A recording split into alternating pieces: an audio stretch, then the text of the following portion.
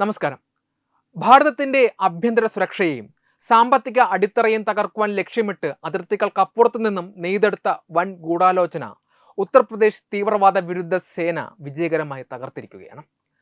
രാജ്യത്തെ അതിപ്രധാനമായ സൈനിക കേന്ദ്രങ്ങൾ, റെയിൽവേ ശൃംഖലകൾ, പോലീസ് സ്റ്റേഷനുകൾ എന്നിവ ലക്ഷ്യമിട്ട് വൻ സ്ഫോടനങ്ങൾക്കും ആക്രമണങ്ങൾക്കും പദ്ധതിയിട്ട 4 അംഗ ഭീകര സംഘത്തെയാണ് കഴിഞ്ഞ ദിവസം UP ATS അറസ്റ്റ് ചെയ്തത്. അതിർത്തിക്കപ്പുറത്തെ പാക് ഹാൻഡലർമാരുടെ നിർദ്ദേശാനുസരണം പ്രവർത്തിച്ചിരുന്ന ഈ സംഘം രാജ്യത്തിന്റെ വിവിധ ഭാഗങ്ങളിൽ വിനാശകരമായ പ്രവർത്തനങ്ങൾ നടത്താൻ തയ്യാറെടുക്കുകയായിരുന്നു എന്ന ഞെട്ടിക്കുന്ന വിവരമാണ് ഇപ്പോൾ പുറത്തു വരുന്നത്. ഈ ഭീകരവാദ മൊഡ്യൂളിന്റെ പ്രവർത്തനങ്ങളെക്കുറിച്ച് കൃത്യമായ രഹസ്യാന്വേഷണ വിവരങ്ങൾ ലഭിച്ചതിനെ തുടർന്നാണ് ATS വലവിരിക്കുന്നത്. പാകിസ്ഥാനിൽ ഇരുന്നു കൊണ്ട് ഭീകരവാദ പ്രവർത്തനങ്ങൾ നിയന്ത്രിക്കുന്ന ഹാൻഡലർമാരുമായി ഈ സംഘം വിവിധ സോഷ്യൽ മീഡിയ പ്ലാറ്റ്ഫോമുകൾ വഴി നിരന്തരം ബന്ധപ്പെട്ടിരുന്നു. മീററ്റ് സ്വദേശിയായ സാഖിബ് എന്ന ഡെവിളാണ് ഈ ഗൂഢാലോചനയുടെ പ്രധാന സൂത്രധാരനെന്ന് അന്വേഷണ സംഘം കണ്ടെത്തിയിട്ടുണ്ട്. ടെലഗ്രാം, സിഗ്നൽ, ഇൻസ്റ്റഗ്രാം തുടങ്ങിയ എൻക്രിപ്റ്റഡ് ആപ്പുകൾ വഴിയാണ് ഇവർ വിവരങ്ങൾ കൈമാറിയിരുന്നത്. രാജ്യത്തെ പ്രധാന രാഷ്ട്രീയ നേതാക്കളെയും സുരക്ഷാ ഉദ്യോഗസ്ഥരെയും നിരീക്ഷിക്കുകയും അവരുടെ വിവരങ്ങൾ പാകിസ്ഥാന് ചോർത്തി നൽകുകയും ചെയ്യുക എന്നതായിരുന്നു ഇവരുടെ പ്രധാന ചുമതല. സാഖിബിനെ കൂടാതെ ഗൗതം ബുദ്ധ നഗറിൽ നിന്നുള്ള വികാസ് ഗഹ്ലാവത്ത് എന്ന റോണക്, ലോകേഷ് എന്ന പാപ്ല പണ്ഡിറ്റ്, മീററ്റ് സ്വദേശിയായ അർബാബ് എന്നിവരാണ് പിടിയിലായ മറ്റ് അംഗങ്ങൾ. ഇതിൽ പലരും മുൻപ് തന്നെ തീവ്രവാദ ഗ്രൂപ്പുകളുമായി ബന്ധമുള്ളവരാണെന്ന് ഔദ്യോഗിക റിപ്പോർട്ടുകൾ സൂചിപ്പിക്കുന്നു. രാജ്യത്തെ റെയിൽവേ ട്രാക്കുകളും പ്രധാന പാലങ്ങളും തകർക്കുന്നതിലൂടെ വൻ സാമ്പത്തിക നഷ്ടവും ജീവഹാനിയും വരുത്താനാണ് ഇവർ ലക്ഷ്യമിട്ടിരുന്നത്. ഇതിനായി വിവിധ സ്ഥലങ്ങളിൽ ഇവർ രഹസ്യമായി നിരീക്ഷണം നടത്തിയിരുന്നതായും ATS ശേഖരിച്ച തെളിവുകൾ വ്യക്തമാക്കുന്നു. ഡിജിറ്റൽ തെളിവുകൾ പരിശോധിച്ചതിൽ നിന്നും ഇവർക്ക് വിദേശ രാജ്യങ്ങളിലെ, പ്രത്യേകിച്ച് അഫ്ഗാനിസ്ഥാനിലെയും പാകിസ്ഥാനിലെയും തീവ്രവാദ ഗ്രൂപ്പുകളുമായി അടുത്ത ബന്ധമുണ്ടെന്ന് കണ്ടെത്തിയിട്ടുണ്ട്. ഭാരതത്തിന്റെ സൈനിക നീക്കങ്ങളെക്കുറിച്ചും പ്രതിരോധ സംവിധാനങ്ങളെക്കുറിച്ചുമുള്ള രഹസ്യങ്ങൾ ചോർത്തുവാൻ പാക് ഹാൻഡലർമാർ ഇവർക്ക് വലിയ വാഗ്ദാനങ്ങൾ നൽകിയിരുന്നു. പിടിയിലായ പ്രതികളെ കൂടുതൽ ചോദ്യം ചെയ്യുന്നതിലൂടെ ഉത്തരേന്ത്യൻ സംസ്ഥാനങ്ങളിൽ പടർന്നു കിടക്കുന്ന സ്ലീപ്പർ സെല്ലുകളെക്കുറിച്ചുള്ള കൂടുതൽ വിവരങ്ങൾ പുറത്തു വരുമെന്നാണ് അധികൃതർ കരുതുന്നത്. വരാനിരിക്കുന്ന തെരഞ്ഞെടുപ്പ് കാലയളവിൽ രാജ്യത്ത് അശാന്തി പടർത്തുവാൻ പാകിസ്ഥാൻ ഇത്തരം ചാരശൃംഖലകളെ വ്യാപകമായി ഉപയോഗിക്കുന്നു എന്നതിന്റെ തെളിവാണ് ഈ അറസ്റ്റ്. അതീവ ജാഗ്രതയോടെയുള്ള ATSന്റെ ഈ നീക്കം വലിയൊരു ദുരന്തമാണ് ഒഴിവാക്കിയിരിക്കുന്നത്. ഇതിനോടൊപ്പം പ്രാധാന്യമർഹിക്കുന്ന മറ്റൊരു കാര്യം കൂടിയുണ്ട്. ISI സമീപകാലത്ത് തങ്ങളുടെ പ്രവർത്തന ശൈലിയിൽ വരുത്തിയ വലിയൊരു മാറ്റമാണത്. ഹിന്ദു യുവാക്കളെ ലക്ഷ്യം വെക്കുന്ന ഒരു പുതിയ രീതി അതിന് ഒരു ഉദാഹരണമാണ്. മുൻകാലങ്ങളിൽ ഭീകരപ്രവർത്തനങ്ങൾക്കായി ഒരു പ്രത്യേക വിഭാഗത്തെ മാത്രം സ്വാധീനിക്കാൻ ശ്രമിച്ചിരുന്ന ഇവർ ഇപ്പോൾ തന്ത്രപരമായ കാരണങ്ങളാൽ എല്ലാ വിഭാഗങ്ങളിൽ നിന്നുമുള്ള യുവാക്കളെ ചാരപ്പണികൾക്കായി ഉപയോഗപ്പെടുത്തുന്നുണ്ട്. ഇതിന് പിന്നിൽ അതിശക്തമായ ചില ഗൂഢാലോചനകളുണ്ട്. പ്രധാനമായും സുരക്ഷാ ഏജൻസികളുടെ കർശനമായ നിരീക്ഷണത്തിൽ നിന്ന് രക്ഷപ്പെടുക എന്നതാണ് ഇതിലൂടെ അവർ ലക്ഷ്യമിടുന്നത്. സാധാരണഗതിയിൽ തീവ്രവാദ വിരുദ്ധ സ്ക്വാഡുകൾ ഒരു പ്രത്യേക പശ്ചാത്തലത്തിലുള്ളവരെയോ തീവ്രവാദ സംഘടനകളുമായി മുൻപ് ബന്ധമുള്ളവരെയോ ആണ് കൂടുതൽ നിരീക്ഷിക്കാറുള്ളത്. എന്നാൽ ഒരു ഹിന്ദു യുവാവിനെ ഇത്തരം പ്രവർത്തനങ്ങൾക്ക് ഉപയോഗിക്കുമ്പോൾ സുരക്ഷാ ഉദ്യോഗസ്ഥരുടെ പ്രാഥമിക സംശയങ്ങളിൽ നിന്നും അവർക്ക് ഒഴിവാക്കാൻ സാധിക്കും. ഇത് ഭാരതത്തിന്റെ സുരക്ഷാ മതിലുകൾക്കുള്ളിൽ വിള്ളലുണ്ടാക്കുവാൻ ISIക്ക് ലഭിക്കുന്ന ഒരു സുരക്ഷിത കവചമായി മാറുന്നു. ഡിജിറ്റൽ യുഗത്തിൽ സോഷ്യൽ മീഡിയ പ്ലാറ്റ്ഫോമുകളാണ് ISI ഇതിനായി ഏറ്റവും കൂടുതൽ പ്രയോജനപ്പെടുത്തുന്നത്. ഹണി ട്രാപ്പ് പോലെയുള്ള തന്ത്രങ്ങൾ വഴി വ്യാജ പ്രൊഫൈലുകൾ നിർമ്മിച്ച് യുവാക്കളുമായി സൗഹൃദം സ്ഥാപിക്കുകയും അവരെ വൈകാരികമായും സാമ്പത്തികമായും കെണിയിലാക്കുകയും ചെയ്യുന്നു. സൈനിക കേന്ദ്രങ്ങൾക്ക് അടുത്തോ റെയിൽവേ പോലെയുള്ള തന്ത്രപ്രധാനമായ ഇടങ്ങളിലോ താമസിക്കുന്ന യുവാക്കളെയാണ് ഇവർ പ്രധാനമായും നോട്ടമിടുന്നത്. തുടക്കത്തിൽ ചെറിയ ഉപകാരങ്ങൾ ചോദിച്ചുകൊണ്ട് തുടങ്ങുന്ന ബന്ധം പിന്നീട് രാജ്യത്തിന്റെ രഹസ്യ വിവരങ്ങൾ ചോർത്തുന്നതിലേക്കും സ്ഫോടനങ്ങൾക്കായി നിരീക്ഷണം നടത്തുന്നതിലേക്കും വളരുന്നു. പലപ്പോഴും തൊഴിലില്ലായ്മയും സാമ്പത്തിക ബുദ്ധിമുട്ടുകളും അനുഭവിക്കുന്ന യുവാക്കളെ വൻ തുകകൾ വാഗ്ദാനം ചെയ്താണ് ഇവർ വലയിലാക്കുന്നത്.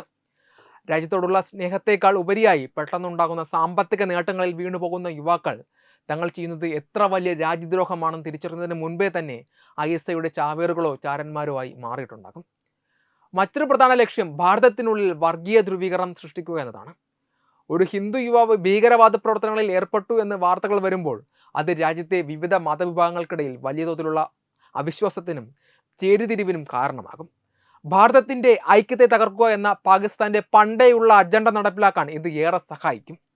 കൂടാതെ പ്രാദേശികമായ അറിവുകൾ ചോർത്തുന്നതിനും ഇത്തരം യുവാക്കളെ അവർക്ക് ആവശ്യമാണ്. ഒരു പ്രദേശത്തെ റെയിൽവേ പാലങ്ങൾ, ട്രാക്കുകൾ, സൈനിക നീക്കങ്ങൾ എന്നിവയെക്കുറിച്ച് ആ നാട്ടുകാരനായ ഒരാൾക്ക് ലഭിക്കുന്ന അറിവ് പുറത്തുനിന്ന് വരുന്ന ഒരാൾക്ക് ലഭിക്കില്ല. ഉത്തർപ്രദേശിൽ ഇപ്പോൾ പിടിയിലായ ഡെവിൾ എന്നറിയപ്പെടുന്ന സാഖിബിന്റെ നേതൃത്വത്തിലുള്ള സംഘം ഇതിന് വ്യക്തമായ ഉദാഹരണമാണ്. എൻക്രിപ്റ്റഡ് ആപ്പുകൾ വഴി പാക് ഹാൻഡിലർമാരുമായി ബന്ധപ്പെട്ട ഇവർ റെയിൽവേ ശൃംഖലകൾ തകർക്കാനാണ് പദ്ധതിയിട്ടിരുന്നത്. ചുരുക്കത്തിൽ ഭാരതീയരെ ഭാരതത്തിനെതിരെ തന്നെ തിരിക്കുക എന്ന അതീവ അപകടകരമായ യുദ്ധതന്ത്രമാണ് ISI ഇപ്പോൾ പയറ്റുന്നത്. അതുകൊണ്ട് തന്നെ അനാവശ്യമായ ഓൺലൈൻ സൗഹൃദങ്ങളെക്കുറിച്ചും സംശയാസ്പദമായ സാമ്പത്തിക ഇടപാടുകളെക്കുറിച്ചും ഓരോ പൗരനും അതീവ ജാഗ്രത പാലിക്കേണ്ടത് കാലഘട്ടത്തിന്റെ അനിവാര്യതയാണ്. ഭാരതത്തിന്റെ ഏറ്റവും വലിയ സംസ്ഥാനമായ ഉത്തർപ്രദേശിനെ ISI തങ്ങളുടെ പ്രധാന ലക്ഷ്യമായി തിരഞ്ഞെടുക്കുന്നതിന് പിന്നിലും വ്യക്തമായ രാഷ്ട്രീയ, ഭൂമിശാസ്ത്ര, സാമൂഹിക കാരണങ്ങളുണ്ട്. രാജ്യത്തിന്റെ ഹൃദയഭാഗമായ ഉത്തർപ്രദേശിൽ അസ്ഥിരത ഉണ്ടാക്കിയാൽ അത് ഭാരതത്തെ മുഴുവൻ ബാധിക്കുമെന്ന് ശത്രുരാജ്യം കരുതുന്നു. ഇതിൽ ഏറ്റവും പ്രധാനപ്പെട്ട കാരണം ഉത്തർപ്രദേശിന്റെ ഭൂമിശാസ്ത്രപരമായ പ്രത്യേകതയാണ്. നേപ്പാളുമായി ഏകദേശം 599 കിലോമീറ്റർ നീളുന്ന അതിർത്തി ഉത്തർപ്രദേശ് പങ്കിടുന്നുണ്ട്. ഈ അതിർത്തി പലയിടങ്ങളിലും തുറന്നതാണ് എന്നതിനാലും വനപ്രദേശങ്ങൾ ഉള്ളതിനാലും ഭീകരവാദികൾക്കും ചാരന്മാർക്കും അതിർത്തി കടന്നു വരുന്നത് എളുപ്പമാണ്. പാകിസ്ഥാനിൽ നിന്ന് നേരിട്ട് ഭാരതത്തിലേക്ക് കടക്കുന്നതിനേക്കാൾ സുരക്ഷിതമായി നേപ്പാൾ വഴി UPയിലേക്ക് എത്താൻ സാധിക്കുമെന്ന് ISI കരുതുന്നു. അതുകൊണ്ട് തന്നെ അതിർത്തി ഗ്രാമങ്ങളിൽ സ്ലീപ്പർ സെല്ലുകൾ സ്ഥാപിക്കാനും ആയുധങ്ങൾ കടത്താനും അവർ ഈ മേഖലയെ ഉപയോഗിക്കും. സാമ്പത്തികവും തന്ത്രപ്രധാനവുമായ ലക്ഷ്യങ്ങളാണ് രണ്ടാമത്തെ കാരണം. ഭാരതത്തിലെ ഏറ്റവും വലിയ റെയിൽവേ ശൃംഖല കടന്നുപോകുന്നത് ഉത്തർപ്രദേശിലൂടെയാണ്. ദില്ലിയെ മറ്റ് സംസ്ഥാനങ്ങളുമായി ബന്ധിപ്പിക്കുന്ന പ്രധാന പാതകൾ UP വഴി കടന്നു പോകുന്നു. റെയിൽവേ ട്രാക്കുകളിലും പാലങ്ങളിലും ആക്രമണം നടത്തിയാൽ അത് രാജ്യത്തിന്റെ ഗതാഗത സംവിധാനത്തെയും സാമ്പത്തിക വ്യവസ്ഥയും പാടെ തകർക്കും. കൂടാതെ മധുര, വാരണാസി, അയോധ്യ തുടങ്ങിയ അതീവ സുരക്ഷാ പ്രാധാന്യമുള്ള തീർത്ഥാടന കേന്ദ്രങ്ങളും ഉത്തർപ്രദേശിൽ തന്നെയാണ് സ്ഥിതി ചെയ്യുന്നത്. ഇത്തരം സ്ഥലങ്ങളിൽ അസ്വസ്ഥതയുണ്ടാക്കിയാൽ അത് രാജ്യത്തുടനീളം വലിയ വർഗീയ സംഘർഷങ്ങൾക്കും അശാന്തിക്കും കാരണമാകുമെന്ന് ISI കണക്ക് കൂട്ടുന്നു. രാഷ്ട്രീയമായ പ്രാധാന്യമാണ് മറ്റൊരു ഘടകം. ഭാരതത്തിന്റെ രാഷ്ട്രീയഗതി നിർണ്ണയിക്കുന്ന സംസ്ഥാനമാണ് ഉത്തർപ്രദേശ്. ഇവിടെ ഉണ്ടാകുന്ന ചെറിയൊരു ക്രമസമാധാന പ്രശ്നം പോലും അന്താരാഷ്ട്ര തലത്തിൽ വലിയ വാർത്തയാവുകയും ഭാരതത്തിന്റെ പ്രതിച്ഛായയെ ബാധിക്കുകയും ചെയ്യും. ജനസംഖ്യ കൂടുതലായതിനാൽ വലിയ തോതിലുള്ള വിദ്വേഷ പ്രചരണങ്ങൾക്കും ആഭ്യന്തര കലഹങ്ങൾക്കും ഇവിടെ സാധ്യതയുണ്ടെന്ന് ചാരസംഘടനകൾ വിശ്വസിക്കുന്നു. യുവാക്കളെ തെറ്റിദ്ധരിപ്പിച്ച് മതപരമായോ രാഷ്ട്രീയപരമായോ ചേരിതിരിക്കുവാൻ എളുപ്പമാണെന്ന ചിന്തയും അവരെ ഇതിന് പ്രേരിപ്പിക്കുന്നു. അവസാനമായി മീററ്റ്, ആഗ്ര തുടങ്ങിയ സ്ഥലങ്ങളിലെ സൈനിക കേന്ദ്രങ്ങളും പ്രതിരോധ നിർമ്മാണശാലകളും ISIയുടെ നിരീക്ഷണത്തിലാകും. രാജ്യത്തിന്റെ സൈനിക നീക്കങ്ങളെക്കുറിച്ചുള്ള വിവരങ്ങൾ ചോർത്താൻ ഈ പ്രദേശങ്ങളിലെ യുവാക്കളെ ചാരപ്പണിക്കായി ഉപയോഗിക്കുവാൻ അവർ ശ്രമിക്കുന്നു. ചുരുക്കത്തിൽ ഉത്തർപ്രദേശിനെ തകർക്കുന്നതിലൂടെ ഭാരതത്തിന്റെ രാഷ്ട്രീയവും സാമ്പത്തികവും സുരക്ഷാപരവുമായ നട്ടെല്ല് ഒടിക്കുക എന്നതാണ് പാക് ചാര സംഘടനയുടെ പരമമായ ലക്ഷ്യം. ഇതിനെതിരെ UP ATSഉം മറ്റ് കേന്ദ്ര ഏജൻസികളും അതീവ ജാഗ്രതയാണ് പുലർത്തി വരുന്നത്. അതിർത്തിക്കപ്പുറത്ത് നിന്ന് ISI ഭാരതീയ യുവാക്കളെ ലക്ഷ്യം വെച്ച് നടത്തുന്ന ചാരപ്രവർത്തനങ്ങൾക്കും ഭീകരവാദ നീക്കങ്ങൾക്കും തടയാൻ വ്യക്തിപരമായ ജാഗ്രതയും ഭരണകൂടത്തിന്റെ ശക്തമായ ഇടപെടലുകളും ഒരുപോലെ അനിവാര്യമാണ്. ഡിജിറ്റൽ യുഗത്തിൽ ശത്രുരാജ്യങ്ങൾ പയറ്റുന്ന തന്ത്രങ്ങൾ തിരിച്ചറിയുക എന്നത് ഓരോ പൗരന്റെയും കടമയാണ്. ഇതിൽ ഏറ്റവും പ്രധാനപ്പെട്ട മുൻകരുതൽ സോഷ്യൽ മീഡിയ ഉപയോഗത്തിലെ മിതത്വവും ജാഗ്രതയുമാണ്. ഫേസ്ബുക്ക്, ഇൻസ്റ്റഗ്രാം, ടെലിഗ്രാം തുടങ്ങിയ പ്ലാറ്റ്ഫോമുകളിൽ അപരിചിതരായ വ്യക്തികളിൽ നിന്ന് വരുന്ന ഫ്രണ്ട് റിക്വസ്റ്റുകളും സന്ദേശങ്ങളും അതീവ ജാഗ്രതയോടെ മാത്രം കൈകാര്യം ചെയ്യണം.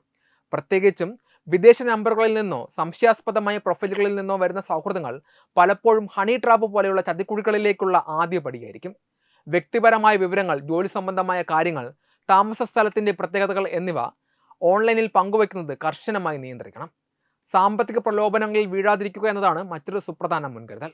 ഗൂഗിൾ പേ വഴിയോ മറ്റ് ഡിജിറ്റൽ മാർഗങ്ങളിലൂടെയോ അപരിചിതരിൽ നിന്ന് പണം സ്വീകരിക്കുന്നത് ഗൗരവകരമായ പ്രത്യാഘാതങ്ങൾ ഉണ്ടാക്കും. തൊഴിലില്ലാത്ത യുവാക്കളെയും സാമ്പത്തികമായി പിന്നോക്കം നിൽക്കുന്നവരെയും ലക്ഷ്യമിട്ട് വൻ തുകകൾ വാഗ്ദാനം ചെയ്ത് വിവരങ്ങൾ ചോർത്തുന്നത് ISIയുടെ സ്ഥിരം രീതിയാണ്. എൻക്രിപ്റ്റഡ് ആപ്പുകൾ വഴി ആശയവിനിമയം നടത്താൻ ആരെങ്കിലും നിർബന്ധിക്കുന്നുണ്ടെങ്കിൽ അത് ഉടൻ തന്നെ പോലീസിനെയോ ബന്ധപ്പെട്ട സുരക്ഷാ ഏജൻസികളോ അറിയിക്കണം. രാജ്യസ്നേഹം എന്നത് വെറും വാക്കുകളിലല്ല, മറിച്ച് ഇത്തരം പ്രലോഭനങ്ങളെ അതിജീവിക്കാനുള്ള ആർജവത്തിലാണ് അടങ്ങിയിരിക്കുന്നത് എന്നത് ഓരോ യുവാവും തിരിച്ചറിയണം. ദേശീയ തലത്തിൽ ഇത്തരം നീക്കങ്ങളെ തടയാൻ അതിശക്തമായ സംവിധാനങ്ങളാണ് ഭാരതം ഒരുക്കിയിരിക്കുന്നത്. National investigation agency, intelligence bureau, വിവിധ സംസ്ഥാനങ്ങളിലെ തീവ്രവാദ വിരുദ്ധ സേനകൾ എന്നിവ ഏകോപിപ്പിച്ചാണ് പ്രവർത്തിക്കുന്നത്. മൾട്ടി ഏജൻസി സെന്റർ വഴി രാജ്യത്തിന്റെ വിവിധ ഭാഗങ്ങളിൽ നിന്നുള്ള രഹസ്യാന്വേഷണ വിവരങ്ങൾ തത്സമയം വിശകലനം ചെയ്യുകയും ഭീഷണികൾ മുൻകൂട്ടി തിരിച്ചറിയുകയും ചെയ്യുന്നു. സൈബർ ഇടങ്ങളിലെ ചാരപ്രവർത്തനങ്ങൾ നിരീക്ഷിക്കുവാൻ അത്യാധുനിക സാങ്കേതിക വിദ്യകളാണ് ഇപ്പോൾ ഉപയോഗിക്കുന്നത്. ഡാർക്ക് വെബിലെ നീക്കങ്ങളും എൻക്രിപ്റ്റഡ് സന്ദേശങ്ങളിലെ സംശയാസ്പദമായ പാറ്റേണുകളും നിരീക്ഷിക്കുവാൻ AI അധിഷ്ഠിതമായ സംവിധാനങ്ങൾ ഏജൻസികൾ പ്രയോജനപ്പെടുത്തുന്നുണ്ട്. അതിർത്തി കടന്നുള്ള ചാരശൃംഖലകളെ തകർക്കാൻ സാമ്പത്തിക സ്രോതസ്സുകൾ അടയ്ക്കുക എന്ന തന്ത്രമാണ് NIA പ്രധാനമായും സ്വീകരിക്കുന്നത്.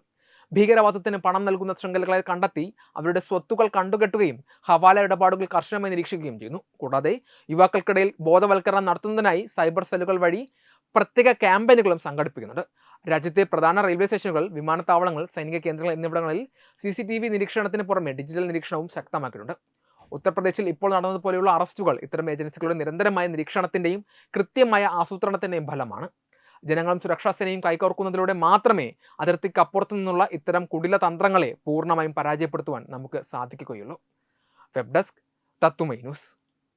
HIV അണുബാധ സന്തോഷപൂർണമായ ഒരു ജീവിതത്തിന് തടസ്സമല്ല. HIV അണുബാധയ്ക്ക് ഫലപ്രദമായ ചികിത്സ ഇന്ന് ലഭ്യമാണ്. ഇതിന് യഥാസമയം അണുബാധ കണ്ടെത്തുന്നതും കാലേക്കൂട്ടി ചികിത്സ നടത്തേണ്ടതും അത്യാവശ്യമാണ്. സൗജന്യമായ ചികിത്സയും മാർഗനിർദ്ദേശങ്ങളും സർക്കാർ ആശുപത്രികളിലെ ART അഥവാ ഉഷസ് കേന്ദ്രങ്ങളിൽ ലഭ്യമാണ്. ആരോഗ്യ സംരക്ഷണം ഓരോരുത്തരുടെയും ഉത്തരവാദിത്തമാണ്.